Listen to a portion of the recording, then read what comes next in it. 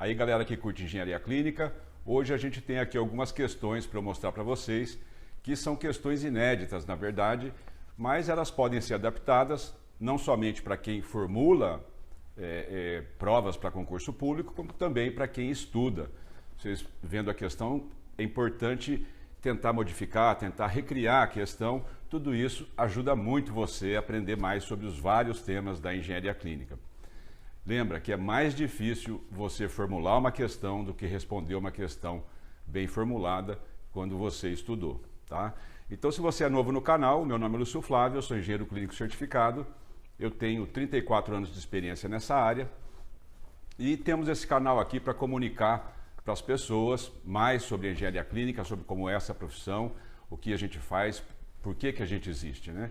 E aproveito para falar que no vídeo da quinta-feira, eu procuro colocar aqui vídeos na quinta-feira e no domingo, nós falamos sobre a audiência pública que aconteceu no canal do CREA ou do CONFEA, não sei ao certo, está aqui na descrição, que está tratando da regulação, né, da regulamentação da profissão do engenheiro clínico. A ideia desejada é que tenha um título para esse profissional. Então é importante você que milita nessa área entender o que está sendo proposto e como isso afeta a sua vida, ok? Eu tenho o vídeo da quinta-feira que eu reforço aqui, é uma pequena parte daquilo que eu penso sobre esse tema e quero tratar mais sobre esse tema para a gente esclarecer, deixar de maneira clara quais são os benefícios, o que é ruim e a quem afeta, né? Então, vamos lá, direto para as questões de concurso.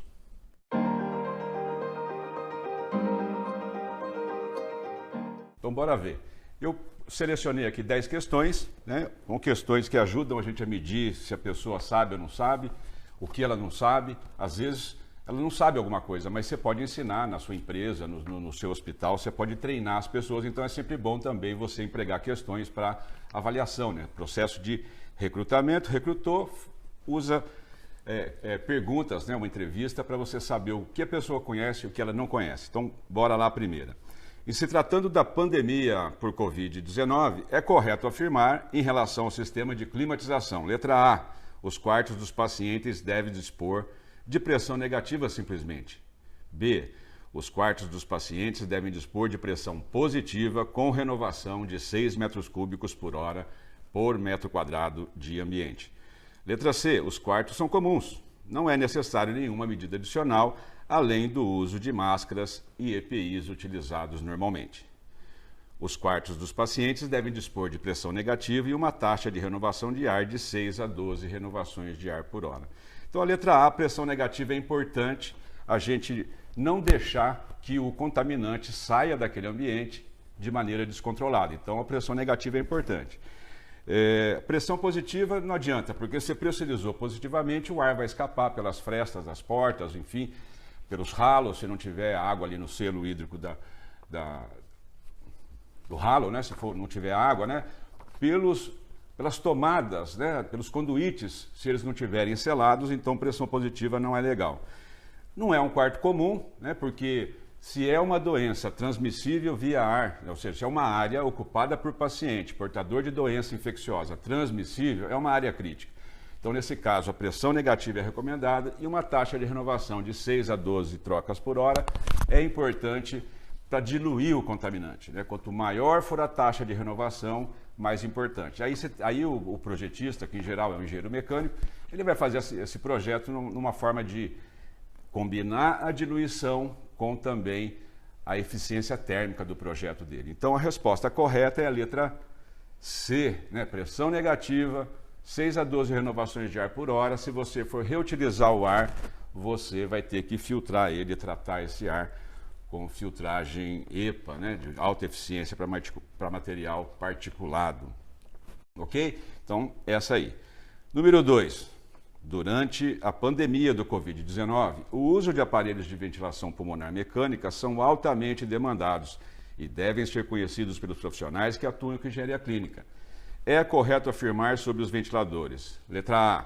São utilizados em unidades de terapia intensiva, pronto-socorro, ambulâncias e, para funcionarem adequadamente, necessitam de pontos de fornecimento de ar comprimido e oxigênio.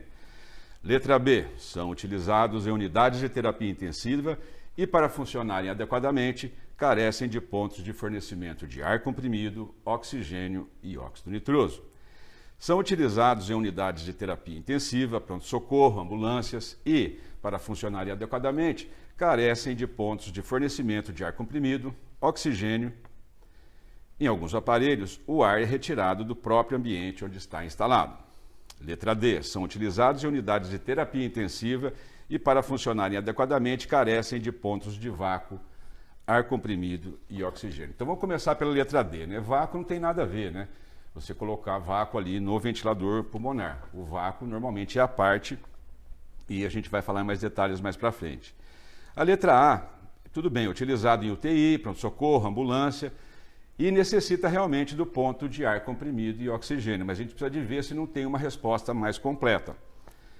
Letra B, né? Ele diz aqui, UTI, e para funcionar adequadamente carecem de pontos de ar comprimido, oxigênio e óxido nitroso. Lembrando que o óxido nitroso é o protóxido de azoto, é o gás hilariante, ele é utilizado em procedimento de anestesia ventilatório, respiratório. Então, nesse caso, você usa o ventilador pulmonar, mas essa resposta está associada aqui com a UTI. Na UTI, a gente não usa, de regra geral, o óxido nitroso. Então, a resposta correta é a letra C, que diferencia da letra A pelo fato de que, nessa pergunta, diz o seguinte, que o ar, em alguns casos, pode ser retirado do próprio ambiente. E isso é verdade. Tem alguns ventiladores pulmonares que eles retiram o ar do ambiente, então dispensa ali o ponto de ar comprimido.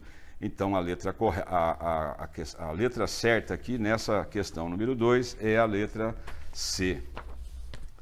Ok? Então, vamos para uma questão agora que vai falar do aspirador de secreção. Nos hospitais, o uso de vácuo clínico é feito em aspiração de secreções, lavado da ferida cirúrgica e aspirações de secreções endotraqueais. Existe uma série de aplicações, essas são as mais relevantes. Estuda aí sobre o lavado cirúrgico, desenvolve vocabulário, entende o que é isso, para você ficar mais forte na questão do vocabulário, de entender o que o outro está falando para você, né? Então, letra A, podem ser disponibilizados tanto pelo uso de redes como através de unidades autônomas portáteis. No caso da distribuição pelo uso de redes, essa deverá ser pintada na cor cinza. Os gases têm os seus padrões de cores, né? Podem ser disponibilizados tanto pelo uso de redes como através de unidades autônomas portáteis. No caso de distribuição pelo uso de redes, essa deverá ser pintada na cor verde. Podem ser disponibilizados tanto pelo uso de redes como através de unidades autônomas portáteis. No caso da distribuição pelo uso de redes, deverá ser pintada na cor azul. E a letra D, a mesma pergunta, ele está apontando aqui, que é a cor amarela. Então, a gente tem que saber a cor, o padrão de cores que é utilizado na questão da comunicação, né? Para você entender o que é, evitar ligação cruzada. Então, é a cor cinza, e a rosca é diferente.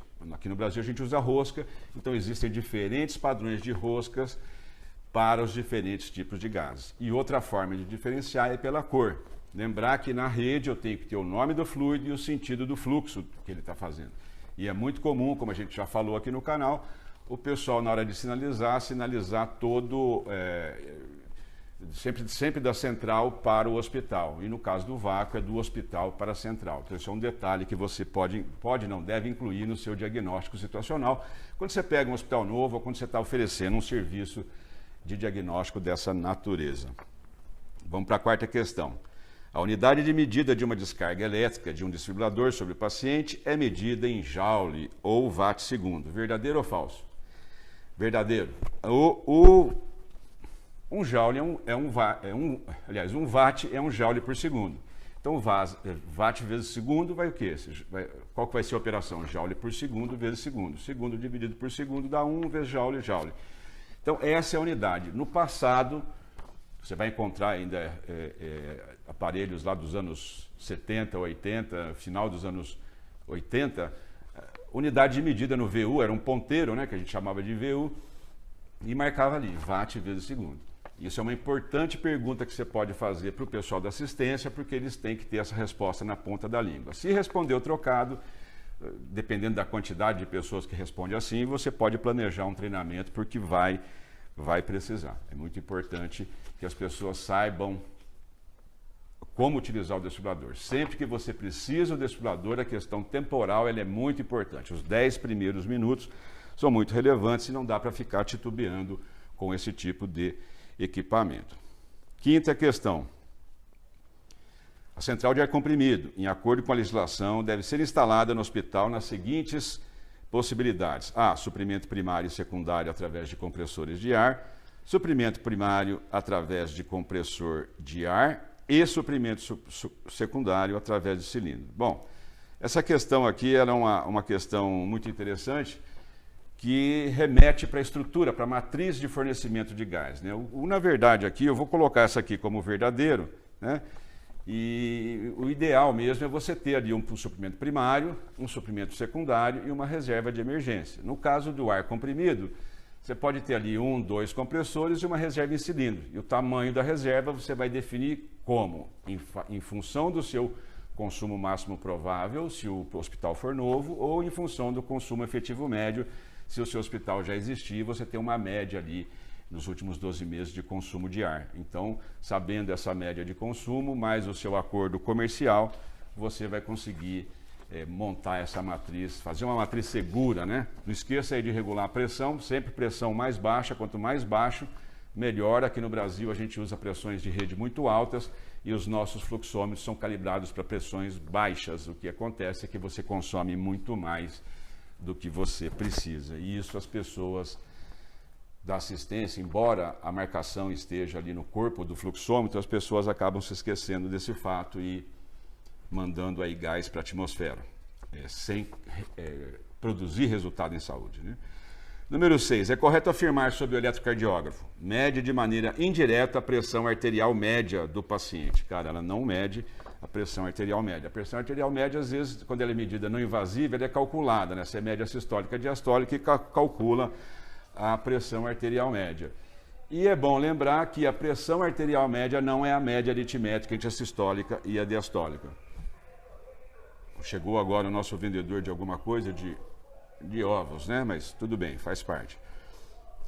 Letra B. É correto afirmar sobre o eletrocardiógrafo: mede a atividade elétrica do miocárdio produzindo um gráfico do tipo milivolt por tempo.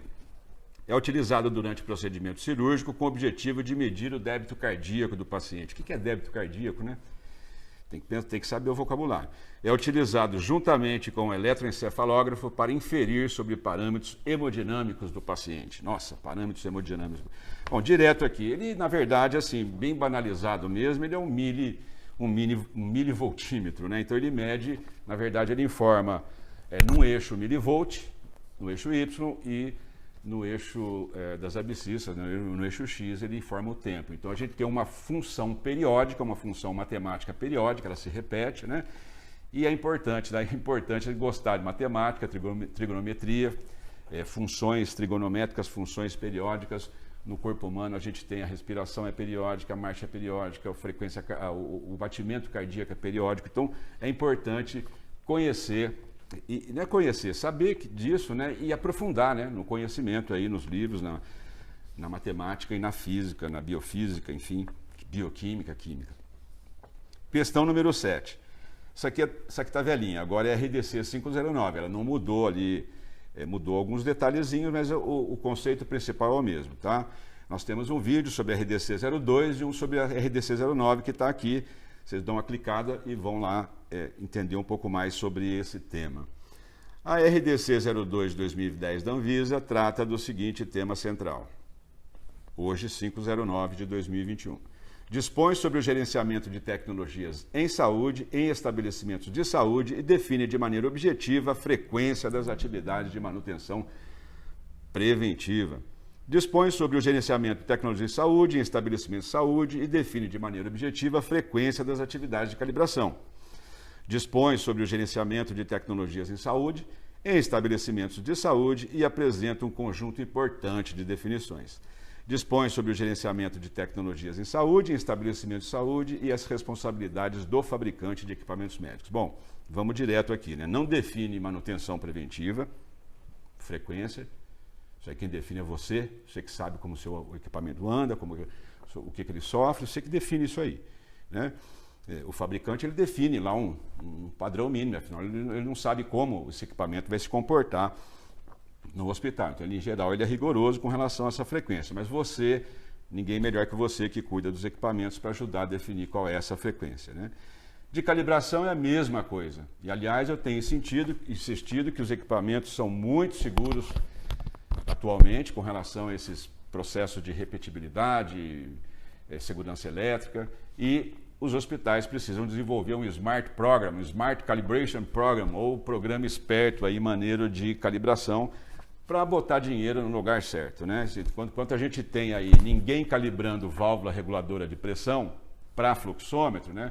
Todo mundo está calibrando ECG, que, olha, faz tempo, muito tempo que eu não ouço, né, uma história de um parâmetro de ECG descalibrado. No passado tinha, né? A gente tinha que calibrar a amplitude do sinal, o amortecimento da onda, a temperatura do estilete que queimava o papel, e era uma coisa até que o ganho, né? Amplitude, o amortecimento, temperatura do estilete.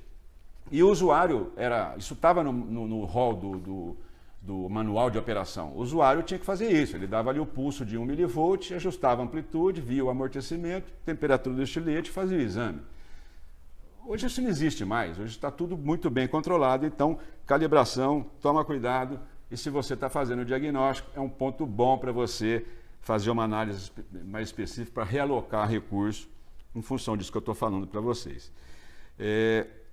Depois a última, a letra D, ele diz que define ali as responsabilidades do fabricante. É lógico que o fabricante tem, mas ele não define a responsabilidade do fabricante ali, são outras RDCs que definem esse tema.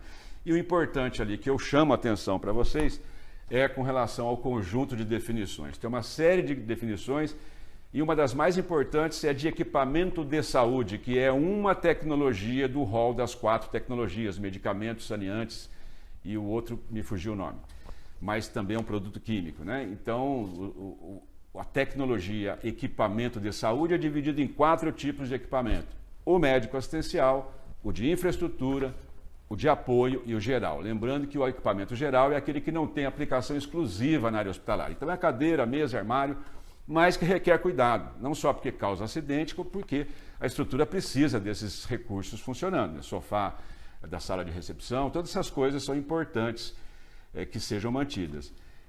E fazer uma parte aqui, né? O equipamento médico assistencial é aquele que a gente conhece, o equipamento médico, né? E esse equipamento médico, lá mandando lá para a resolução, para audiência pública, esse equipamento médico é que o engenheiro biomédico estuda aí 5 anos esse negócio. E vários deles, vários cursos, tem ali eixos específicos para engenharia clínica, onde você procura ampliar algumas coisas, né? Por exemplo, eu gosto muito de ensinar meus alunos a questão da infraestrutura relacionada aos equipamentos de grande porte. Como é que eles têm que pensar isso, né? Lógico que esse pessoal estuda desde equipamento e projeta equipamento para implantar no cérebro, até passando por exoesqueleto, passando por ECG, desfibrilador, aparelho de gasometria arterial, estuda essas coisas, né? Então, o que se diz na resolução é que, bom, a ideia é estender isso para o pessoal que faz curso de especialização em engenharia clínica, que é uma carga horária bastante reduzida. Mas vamos adiante lá. Questão número 8. As autoclaves a vapor saturado são equipamentos programáveis e amplamente utilizados nos hospitais para... Bom, letra A, esterilizar materiais instrumentais médicos cirúrgicos. Beleza, ela consegue fazer isso. Letra B, esterilizar ou desinfetar materiais instrumentais médicos cirúrgicos. Bom, a diferença é que ele está agregando desinfecção de materiais também. Letra C, exclusivamente para esterilização de materiais e instrumentos cirúrgicos. Não pode fazer mais nada, só esterilizar. E letra D, contribui de maneira significativa na desinfecção de artigos hospitalares considerados críticos. Aqui é uma controvérsia, né? Porque a gente tem um vídeo no canal que classifica os artigos, né? Artigos críticos, não críticos e semicríticos. E artigo crítico a gente deve esterilizar. Então a gente fica aqui com 2 opções. A letra A, esterilizar materiais e instrumentais médicos cirúrgicos. E letra C, B, né? A e B, esterilizar ou desinfetar materiais e instrumentais médicos cirúrgicos. O fato é o seguinte, a letra B, porque essas máquinas são programáveis. Lembrando que a diferença entre esterilizar e desinfetar está na redução da população inicial, que você consegue com o quê? Ajustando temperatura, e ajustando o tempo de exposição. Então, como elas são programáveis, você pode tranquilamente programar um ciclo de desinfecção térmica nesse tipo de equipamento. É claro que essa função passa para a termodesinfectora, mas se você precisar, por uma razão qualquer, saiba disso. Por isso que é importante você estudar. Se você precisar de desenhar um ciclo de termodesinfecção, aliás, nós temos um vídeo, esse vídeo aqui que a gente fez lá no começo da discussão de máscara, onde a gente faz uma experiência e calcula, né, a letalidade do ciclo, o valor a zero do ciclo de termodesinfecção. Isso, esse vocabulário é importante vocês saberem, principalmente para acompanhar com vocabulário, com conhecimento, os profissionais da Central de Material e Esterilização, que cada vez mais fica mais complexo, é um recurso super estratégico para o hospital, não dá para deixar de, vamos dizer assim, malhar, né, conhecer bem esse tipo de assunto, né, que trata ali na CME. Questão número 9, vamos lá. Em se tratando de ventilação mecânica, a quantidade de ar inalado a cada respiração, né, ou a cada inspiração é conhecido como A, volume residual, B, volume corrente, C, volumes e capacidades pulmonares, D, volume minuto. Esse gráfico que tem aí na pergunta que estou mostrando aqui é um gráfico tradicional que trata dos volumes e capacidades pulmonares. Então, letra C não é porque é o nome do gráfico, né? Volume minuto é o volume que o paciente respira durante 1 minuto, que é, vamos dizer, que ele inala durante 1 minuto. Então, você multiplica o volume corrente, que é a resposta correta, pela frequência respiratória. E aí você vai ter o volume minuto. E o volume residual é um volume que você vê aqui no gráfico de volumes e capacidades pulmonares, que é aquela parte baixa ali. Já tem uma dica aqui para você queimar essa questão. Nessa questão você já queima logo pela figura, que não é o volume. E ali ele dá ali o volume corrente, é aquela função periódica, que a gente tem ali uma senoide, uma função trigonométrica periódica. A 10ª questão, uma questão inocente, a unidade de medida de potência aparente é kW, kVA, ampere, coulomb por segundo ou joule. Direto na veia, né? O quilowatt é potência ativa. Pessoal, triângulo de potência. Todo engenheiro estuda esse negócio. No cursinho a gente estuda esse negócio. Isso aí não é uma coisa exclusiva de uma engenharia elétrica, você saber qual que é a unidade de medida e usar esses conhecimentos para você desenvolver a sua profissão, né? O kVA é a potência aparente, kVA. Ampere e coulomb por segundo é a mesma coisa, mas não é essa joule a unidade de energia, trabalho, né? Então, é o KVA. Isso é muito importante, né? Eu também trabalho com meus alunos, a importância deles entenderem isso. Porque quando você pega um equipamento de grande porte, uma hemodinâmica, uma ressonância nuclear magnética, um tomógrafo, a primeira coisa que você tem que ver é qual é a potência, para você comparar, né? Se os 3 ou 4 equipamentos fazem a mesma função, naquele que requer uma potência elétrica menor, melhor em tese, né? Então, isso é importante não só para você informar o pessoal que vai fazer o projeto elétrico, qual que é a carga adicional, se essa carga ultrapassa a que está disponível no transformador do hospital. Então, tem que saber esse tipo de coisa. E isso é o que eu digo, né? Não é é um conhecimento simples, é um conhecimento básico, né? Técnicos de eletrotécnica estudam isso muito bem, técnico eletrônico, então é um conhecimento básico, não é uma coisa super sofisticada e a gente deve conhecer isso. E uma questão aqui a mais, né? 11ª, as tubulações de distribuição de ar comprimido medicinal devem ser pintadas na cor amarela, verdadeiro ou falso? Ar comprimido é verdadeiro, né? O que acontece? Quando, é muito comum, você pega um engenheiro que trabalhou na indústria, ele vai trabalhar no hospital sem ter muita experiência, ele sabe que o amarelo na indústria, nas normas regulamentadoras, né, segurança do trabalho, esse portaria 3214, esse handbook aqui, ele sabe que o ar comprimido é amarelo. Então, muitos têm a tendência de querer mudar o amarelo do ar comprimido para corrigir vamos dizer, essa discrepância, essa incongruência entre as duas, uma lei e uma norma que tem força de lei. Então, o que a gente sempre recomenda é que você diferencie a de gás, né? Faça tarjas ali de uma cor diferente a cada 2, 3, 5 metros e marque esse tipo de, como se diz? Marque essa diferença, né? Mostre essa diferença para que as pessoas não confundam e evite a questão da ligação cruzada. Bom, pessoal, o que eu queria falar para vocês era isso, discutir essas questões, a gente deve fazer mais questões. Queria lembrar que a gente tem na aba comunidade no canal, você entra ali na barra, logo abaixo do vídeo, tem a barra comunidade, você vai na barra comunidade, a gente sempre coloca perguntas, questões, para estimular vocês a pensarem mais sobre esse tema e se desenvolverem, não só do ponto de vista teórico, como prático. Então, é isso aí, e no mais, aquele muito obrigado pelo seu tempo. Valeu!